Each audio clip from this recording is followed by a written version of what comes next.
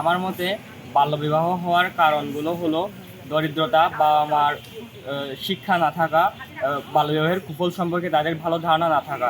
এই জন্যই অনেক বাবা মা তাদের মেয়ে অথবা ছেলেদের অল্প বয়সে বিয়ে দিয়ে দেয়। আমি বাবা মা এবং সন্তানদের উদ্দেশ্যে একটা কথাই বলতে চাই, তারা যেন তাদের সন্তানদেরকে পর্যাপ্ত বয়সের পরে বিয়ে দেওয়া হয়। এখন পড়ালেখা করার পরে একটা নির্দিষ্ট স্থানে পর্যায়ে পৌঁছানোর পর, স্বাবলম্বী হওয়ার পর তাদের যাতে বিয়ে দেওয়া হয়, এর আগে যাতে না দেওয়া হয়। বাল্যবিবাহের পর একটি ছেলে যখন বাবা হয় তখন তার সবচেয়ে বড় প্রবলেমটি হয় মানসিক চাপ। কারণ একটি ছেলে যখন সদ্য বাবা হয় তখন সে ভাবে যে সে তার ওয়াইফকে কীভাবে ভরণ পোষণ দেবে।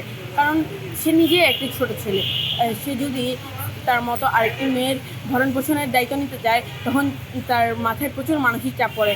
সে নার্ভাস ফিল করে, সে কোনো কাজেই তার মন বসে না, সে সারাক্ষণ শুধু চাপের মধ্যে থাকে। তো আমার একটি কথা, যখন কোনো ছেলে বাল্যবিবাহ করবে সে যাতে তার উপযুক্ত একটি বয়স নিয়ে বিয়ে করে।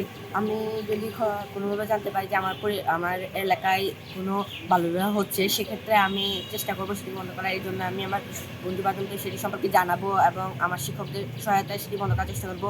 যদি এক্ষেত্রে সেটি সম্ভব না হয় আমরা পুলিশের সহায়তা নিতে পারি, আমরা 109-এ কল দিতে পারবো যদি আমাদের কোনো প্রয়োজন পড়ে।